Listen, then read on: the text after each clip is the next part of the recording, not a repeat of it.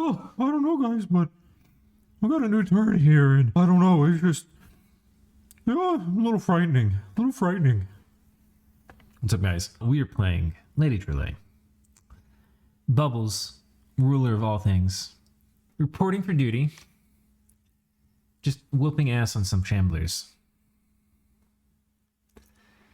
This is probably the last battle that Bubbles will have as an inferior being with not a ton of items. He is about to go into absolute full beast mode. He's also gotten rid of his affliction, which was mute, which is really nice. So, you know, we didn't need those magic paths now, but fear's a little bit better because our death's back up. And, yeah, it's nice having higher astral. I can't complain.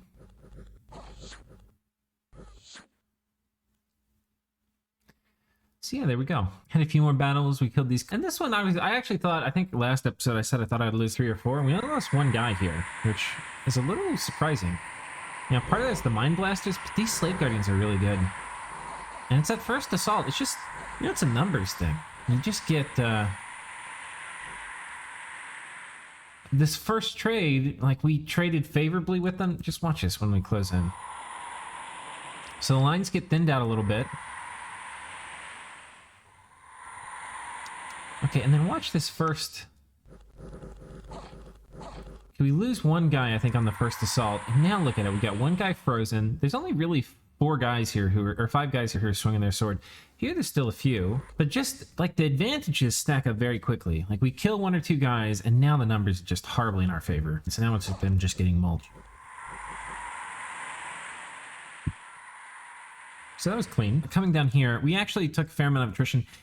These gosh darn Triton troopers, they're poison barbs. And there's a fair amount of these Shark Knights. These Shark Knights are pretty good. If you compare them to a Kalulu, they're pretty good.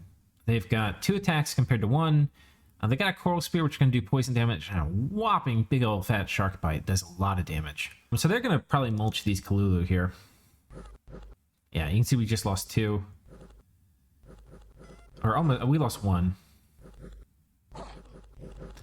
And then you kill them and the Shark's still there. They're a really good troop. And the Coral Guard here. So you can see it's a little tight. We lost some stuff. We lost 5 Dreamers and 5 Kalulus. And then a Triton Guard. We also got a Ring of Water Breathing. Which actually, you would think it's not cool. It's actually very cool. What it is going to allow us to do is as soon as this thing is built in 2 months, we're going to start making cultists. And we only need a temple to build cultists. And yeah, we're going to make cultists and we'll put a Ring of Water Breathing on it and we'll send him into our capital. And yeah, he's going to take over monster training, which will be super duper legit because this will free this guy up to research. So very nice. To get these guys underwater, you do need water breathing gear. And it's pretty cheap. If you look at it, you can make these things level 0. And it's only 3 water gems. You know, it's pretty cheap. But it is a cost. It's going to cost a mage turn and this, that, and the other. We'll probably have this guy do it in the future. And yeah, so final battle. Over here, we're attacking on land. And this is Wolf Tribe. And I thought we'd be okay. Wolf Tribe generally do not do well if you have a fair amount of armor. And our front line has a lot of armor. So that combined with the Mind Blast, we just yoink them. The Archer Fire is pretty good against these guys, but they have a lot of regen. They have 25% regen. They're okay. And then we have the arena battles. And we're actually going to watch these because they're pretty cool. And what else are we going to talk about? It's turn 13 or something. So Krieg is sending in his prophet, which is this big honking dude who clearly has and needs a Carmine Cleaver, which has a 20 AP fire attack on top of the normal AP from this. So it's a 40 AP attack followed by a 20 fire AP attack. And then has Divine Grasp, which is going to fatigue out sacred units. And then a ranged attack, which is Flames of Torment. I think if I were him, I would actually do attack. I think it's more important to get the initiative on the attack than to get the shots off. But he wrecks these dudes. We also can from this see his bless, which is, because this is a people's arena, he doesn't actually get Holy 3. He's got the slave color on, but he will get the blessed. So 2 in Blood Surge. Combat Farcaster, I think this must be for like Hellbind Heart or something. that he has planned. Yeah, the Vignetten Captain. Some of these we'll watch. We'll watch this one. Slayers are cool. I don't think it's going to have any gear. It's just a lowly Slayer. It does have 2 attacks. We have a Tunglet coming in. Maryland is playing Late Age Atlantis, and he's sending this dude in. I don't know why he sent a Tunglet. I would think anybody would be better. And these guys are actually mages, so... Maybe he didn't know it was a people's arena, and he gave them some script. There's nothing you can do like this. Anyway, Ghoul Sorcerer versus a man. We have a Yan and Mir here. Which these guys are interesting to send in because they have glamour and then decent weapons. I could see this guy winning a fight. Because he should be superior to this dude in melee. But this guy does have a decent piece of armor on, and he has a lot of HP regen, 50%. The problem, though, is you can get hit.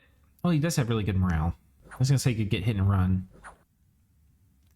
And now he's on a form where he has 2 attacks, but only has 1 hit point left. And this guy is now diseased and diseased, which is not great.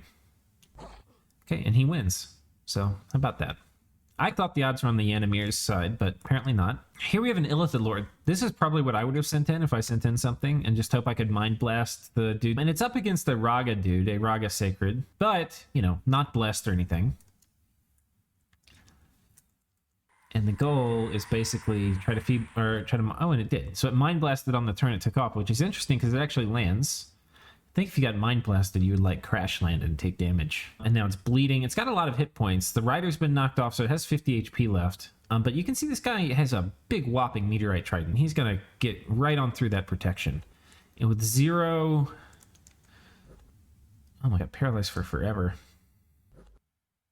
Yeah, this is like the perfect thing you would hope for as Rlyeh, sending this guy in. I thought about doing this for 1 second, and then I was like, there's no way this guy's gonna... We see the first appearance of a Phlegron Tyrant, which is kind of cool. These guys are really good mages, too, and they have really cool traits like Combat Caster, Affliction Resistance. Sorry, I got a bit of the yawns. Berserker. And Berserker's really good in situations like this. A lot of times you're just going to run. The thing is, they don't really have great armor. That's their weakness here. And they only have 1 attack. And it's not a particularly high attack. So, like, an elf could kill this guy. That said, once they go Berserk, it's going to jump up to 16. So, that's fine. This guy's got a decent shot at winning. Over here, we have a Polemark versus a Pit Fiend. And this one is interesting because this is a fully kitted Polemark. He's got a stinger. He's got this junk on him. He's blessed. I guess this is... he must be the prophet. Though I thought you would have a prophet tag here too. It could also be... There's some ritual Macone gets where they can turn somebody blessed, and I think they get the Halt Heretic thing too. I forget what it is. But not a terribly interesting bless. I think this is mostly just... It looks like an imprisoned rainbow something. But he's also got Boots of Giant Strength, which I think are great value, especially for a situation like this. Burning Pearl, so he's going to actually repel very well. And he's got a hat and armor, which I actually don't know if this armor or this hat really is even much better than the default gear. I think this armor may be worse than his default gear, so I'm very much not certain about the gear he put on. The hat's probably better. I do not think this is better. We can tell in a second when we're outside of this. But he's going up against this dude who's a prophet. Yeah, okay. So this guy's not a prophet. Has invulnerability, which is not going to matter in this case. Has pretty good base protection, 17. But this guy hits for 34, so that's not going to matter that much. Dark Power, which I don't think will be in effect here. And yeah, Fear, which is pretty good in this situation. And a good HP pool, but... In terms of stats, first of all, he's going to be affected by Repel, kind of. But he has high enough leadership to repel. He's going to push through it, but take damage.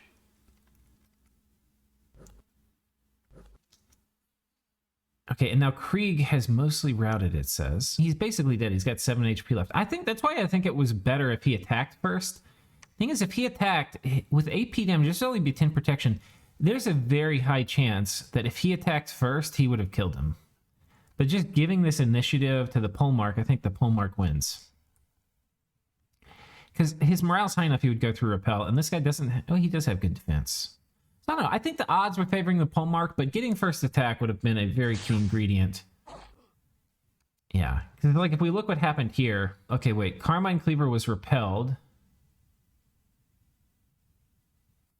Wait, what? Yeah, morale negated repel. Okay, so it says repelled. I think this is for the same attack.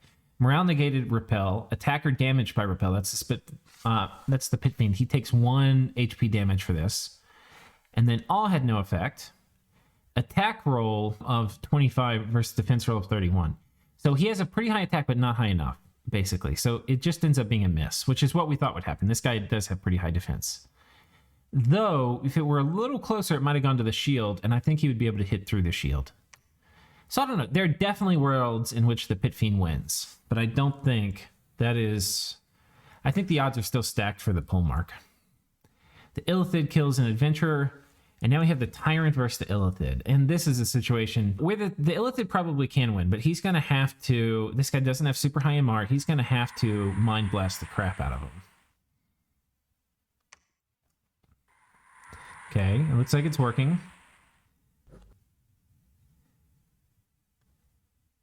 Okay, he's paralyzed for 3 turns. He could totally win. 45. He's about to wake up. 2 more turns. Okay, and that wasn't a miss. I think that was not going through protection. He got a good protection roll. And this guy wakes up. He's very angry. And this guy doesn't really have great protection or anything. Yeah. That was close. There's a world, if he got better rolls on the damage, he probably could have killed. But I think, again, this was probably Pelegrin favored. Polemark kills Horse Tribe. Ghoul Sorcerer runs up against Polemark. The Ghoul Sorcerer's won a few combats. We'll watch here, because he's going to switch forms. He's probably going to get insta-killed, though. And Repel will work here. And this guy has 0... Oh, no. He's got morale, high morale. Okay. Merman Scout, Commander, Slayer, all these things dying. And then we have this is the final battle. Makonnen Phlegra. So we have this dude who's now a little bit beat up. Feeble-minded and Battle Fright. Battle Fright doesn't matter here. Half HP, which is very significant. But if we look at it, his attack and defense stats are not great. And this guy has excellent attack and defense stats, like almost 10 higher on each of them, and 20 protection versus this guy with 16. And this guy has a bit more health. 35. Well, this guy has 37. So a bit more on this guy, actually. I lied. This is going to be an absolute trouncing. The only thing this guy has in his favor is Berserk. So if he got a lucky hit, he could get a morale check on the polemark. Oh, no, this guy's 32. Yeah, forget about it. It's like, this one, probably 98% chance the polemark wins. So yeah, there he goes. The polemark won the arena, and we're as part of the, I think, better balanced arena or whatever is part of it. And you get an artifact, basically. And in this case, you got the Chalice, which is a good artifact, especially as Phlegra. They have old age. Well, I guess it doesn't work on... No, it's healing. I think that does work on old age. So he can get rid of some of the old age afflictions he's going to get. And then it's a nation with a lot of thugs and super combatant tier things. So he can fix them up too, which is real nice. This, I think, is a very cool arena award.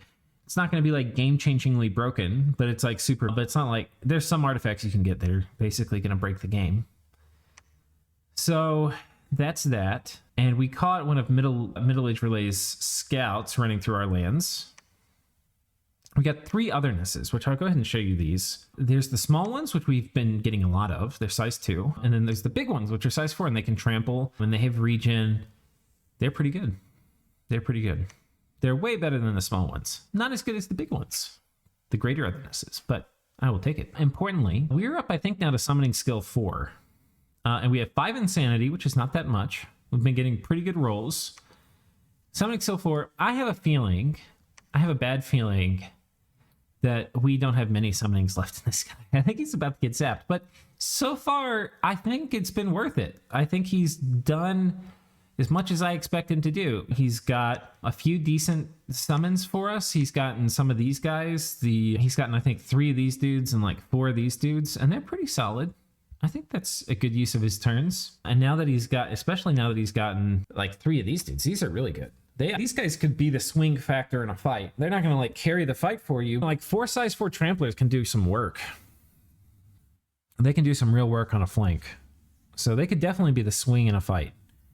So pretty stoked about getting that. You know, it's not the best, but it ain't the worst. So let's talk about the turn. There's a few things. One is, I've been wondering how long there's going to be. These guys are attacking through into the med. There's some things that have been happening. So they're on to me. They know that I have cordoned off all of God's glory and all of Volantis. And they are going to be diploing, etc., etc. We can also see Pelagia here on Warpman's World. He's got 8 Knights of the Deep, which means he may attack me here.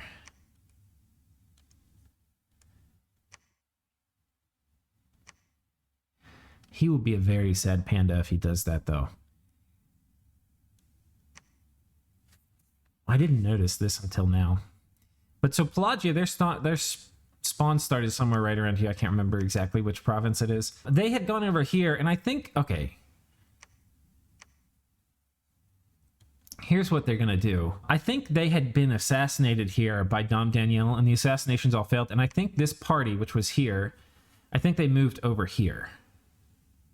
So that's interesting. I was assuming this would go to Early Age Atlantis. So I probably should mention to Early Age Atlantis, hey, I was assuming you were going to get this.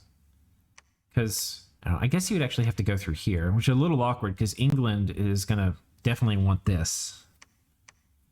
But they could go up through here onto there. I don't know. This would be a little awkward for Atlantis to get through Rlyeh. And in some ways it's, well, I don't know. Oceania has to go through here, maybe? Yeah, I don't know. Thing is, I'm going to be able to crush like an unlimited number of Knights of the Deep after I get this gear on my god. An unlimited number. We will have to be careful when big water elementals come out, but that ain't happening soon. That's a ways off. I also have to be a little careful for Encase in Ice. I forget where that is. It's Alt 4. Once this comes out, because my god doesn't have regen, I have to be a little careful. I still don't think, because it's going to give me like 40 protection. I still don't think they can kill me even without regen. I think they'll run away from fear before that, but you never know.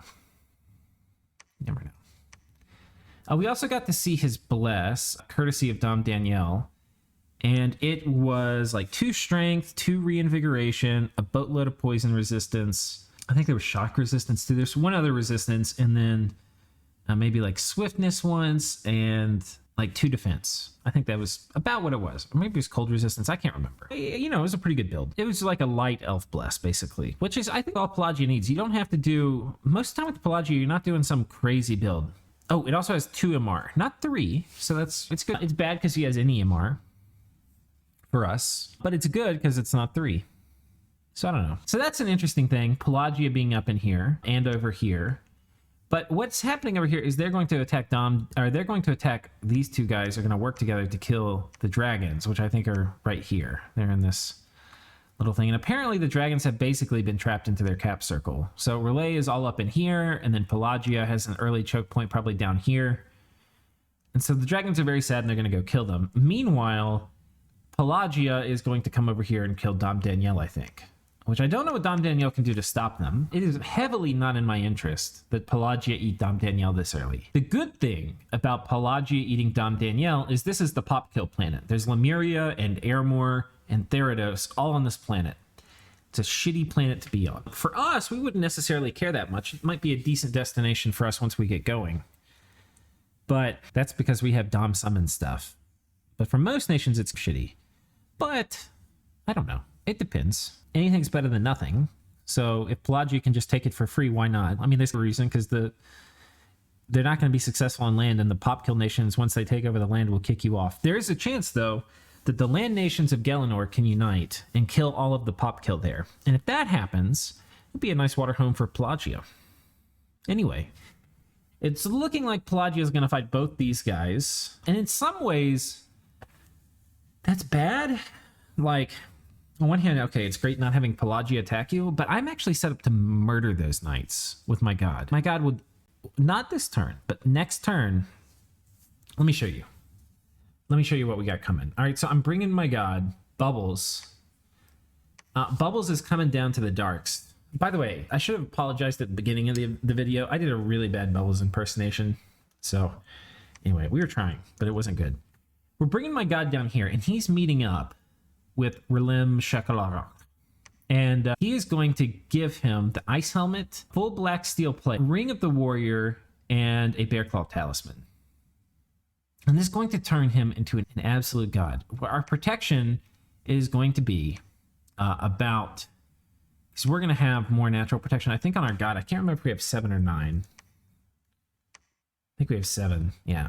Basically, it's going to be bonus 1 protection from this. We'll probably be 25 protection. Maybe there's a small chance we're going to be 26. We're probably going to be 25. 25 protection. But guys, our stats are going to be amazing. They're going to be so goddamn good. 18 attack. More than that in defense. Oh, maybe not, because we'll lose 1 defense. So probably 18 defense.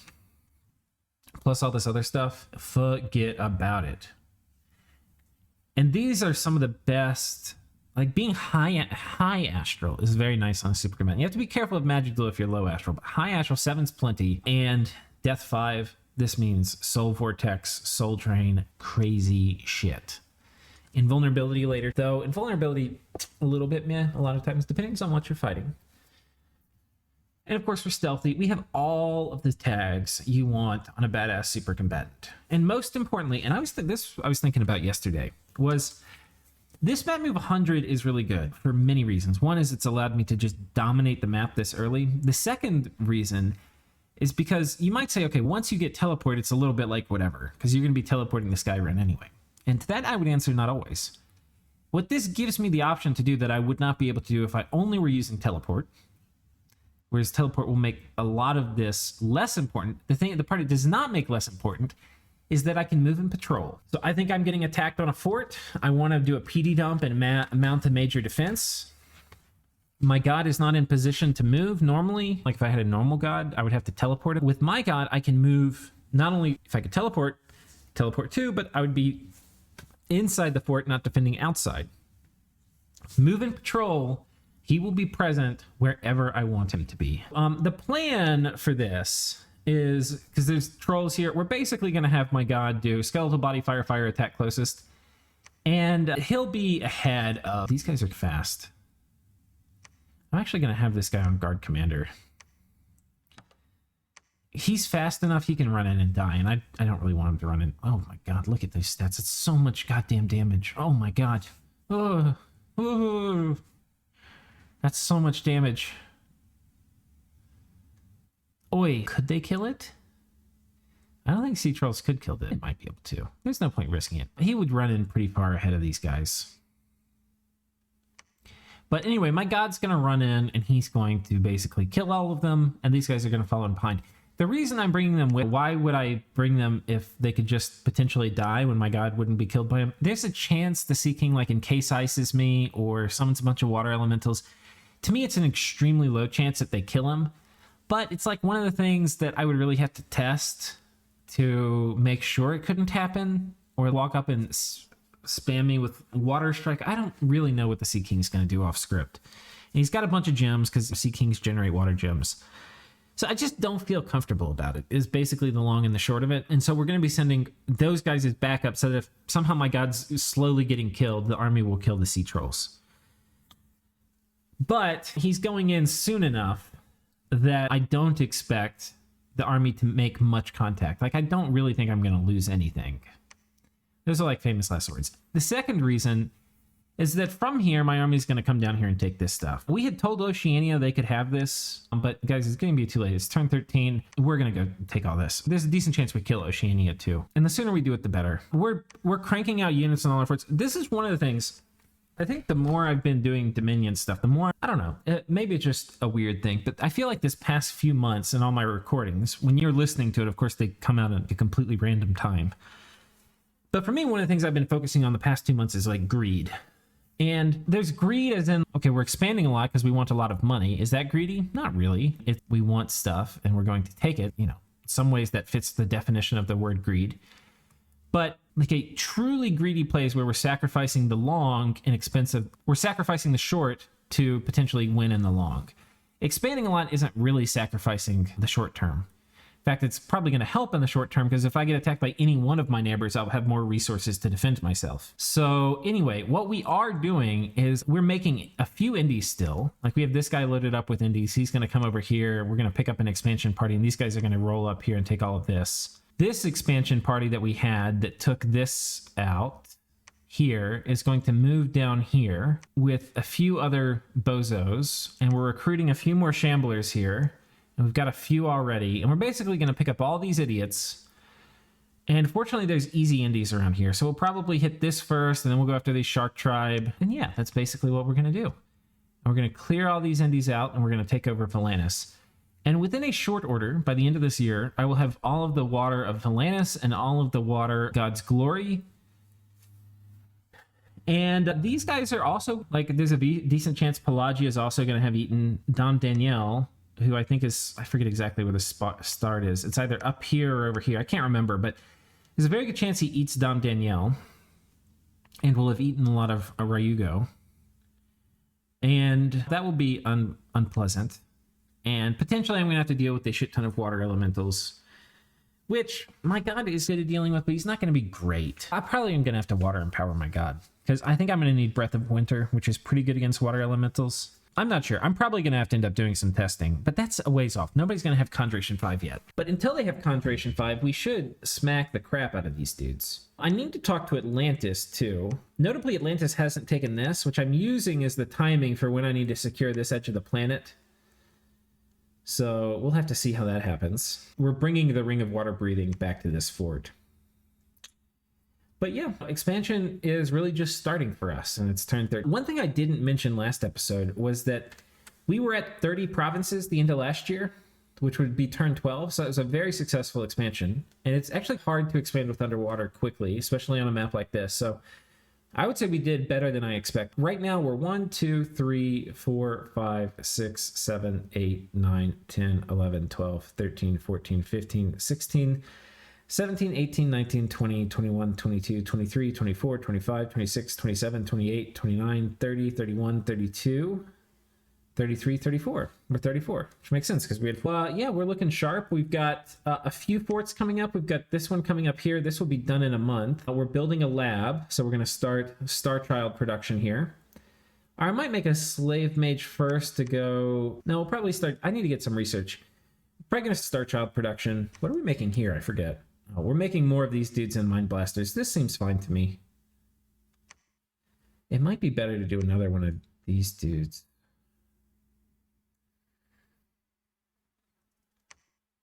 $26, $37. We'll do another one of these. No, I think I want to... We'll save money. We'll do one of these. So, yeah, we've got a fort coming up there. We've got our second fort almost done here. This is 3 turns left. We're building a lab here because our Star Child finally made it. And that means this fort, which we've been using the commander spots mostly. I could technically make 2 of these guys. We'll turn this over to making probably a slave mage or 2, because this we definitely do want to start site searching. So we'll probably make 2 slave mages, and then we'll switch over to probably Star Child production to get our research going. This, we want the fort. We have not started, and we don't have a fort going on over here either. The other place I want to make a fort is right here, and I do need to get a commander there, but that's going to take time. Apparently, the guy... So I should have mentioned this. There's a guy I've been talking to a lot who has played DE Rlyeh a fair amount, and yeah, he's been helping me a ton. All sorts of questions I have he's been answering for me, but he was telling me this event, Star Children are disappearing at the night. Oh wait, no, not this one. A priest has appeared. He searches for his ancient temple, supposedly located in these parts of the seas. He's saying this means there's... which... Now that I read it, actually makes sense. There's probably an ancient temple in this province or in an adjacent province. So either probably in one of these two, hopefully, but there's a chance it's down here, which would suck. But water ancient temples are very good because they give you a pearl and a water gem. Whereas on land, ancient temples only give you a pearl. So we definitely want to go find it if we can. And I think you only need a holy one to find it. So we're going to run around and look. And hopefully it's one of these. Probably here because it's a deep sea, so it's more likely to have a magic site. But we're going to run around and look for it. One of the other things we've been talking about, Krieg is apparently broken. One of the things when they told me to look at it, there was like some unit you could get. It was recruit anywhere, and it was a Dom spreader. And I was like, dude, you cannot have this. Like, you have to take the Dom spreader tag off of him. And he was like, okay, fine. And then it comes to find out he hasn't actually taken the Dom spreader tag off. He just made it so it wasn't recruit anywhere, and now it's a Conjuration 1 45 slaves. And combined with a bunch of other stuff like the fact these guys can blood sacrifice and they have stealthy heretics, means the Dom kill aspect of this nation is literally completely over the top and completely unbalanced. So we're probably going to have to come fight these dudes, which I'm not super stoked about, but to do it, like I couldn't help now if I wanted to. Ooh, Oh, these guys are meeting up. I should take as many of these dudes. Oh, you can't lead anything? You bastard. How can you? I guess these are all magic beings. Crap. But for me to even help, like if I want to, I can't even do it. I need to build a fort and get amphibious units because these are all aquatic for the most part. Yeah, these guys are aquatic. These guys are amphibious. We're not going to be marching up into Krieg with 7 unprotected mind blasters and expect things to go. But, so Middle-aged Dagarth is down here, and we've got Tanchi here and Great Errata here. And I think what we're going to try to do is aim for a turn 20 to turn 25, like simultaneous attack on him, where we all attack him. I'll come from the sea, these guys will come from the north, these guys from the east, and these guys from the south. And I think we'll do that, and hopefully we don't get into Dom spread cancer. You know, no matter how unbalanced the nation, you can at least try to use the great forces of diplomacy to keep the game state in a balanced way. So we're going to try to do that, and I'll try to do my part. But I cannot do anything now because I literally don't have amphibious stuff. So over here, we're continuing to expand. We're going to take this, and then we'll take this, and then I'll come take some Asuran Sphere if it's still available. Over here, we're going to keep expanding over this way. We got some Shark Tribe over here, which is going to be a little spot. And like I said, we've got dudes coming in over here. Like I was saying before, the thing I really want to do, though, in this part of the world is I want to get this province and then this one, because I want to see what throne's here. I really need to find the throne of the Turning Ocean, and it's where my god's going to come after this, but I need to build a commander here and go ping it and stuff before he commit. I also am probably going to send a Discord message to Iran asking, since we're neighbors, if he wants to have a non-aggression pact. And that will let me feel out if he's going to attack. And if he attacks me, I'm going to murder him. So I'm not doing a nap out of fear. But I think it would be good to have a non-aggression pact. And yeah, we'll be able to bulldoze through him. Bulldoze through him. Nobody knows quite how big I am yet. I'm probably the biggest of the underwater nations by a good margin. Probably by like at least 30%. And very possibly by 40%. And once I get all this, I'm going to be twice anybody else, which makes me not really fear coalitions. So we'll see. We will see. And it's going to be a while. Like, my god behind a PD dump is going to be terrifying for a good long while. That being said, thugs with Moonblade and stuff can make him very sad, so we'll have to see. He can be countered. But yeah, that's basically it for this turn. Things are really starting to heat up, though. We're going to be having excellent expansion. And what do I have here for... Are these guys magic beings? They are shit. Because my commanders coming in over here are not magic leaders. Which means we can't take the chaff with us. But guys, we're getting so many slave guardians a turn. These guys are really good too. Shortly, we need to figure out... Maybe it's even this turn. Because we've got already... If I can use my damn hotkeys. Okay, we've got already 16. I'm actually thinking we do one more turn of this. And this expansion party... It's going to be these 5 Kalulu plus these dudes, which combat speed 19. These guys are combat speed 16. So that's actually nice. These guys actually will be very good in the same squad as the Slave Guardians. The Slave Guardians don't have great morale, and these guys actually have better morale, I think, by a good margin, and they have a ton of HP.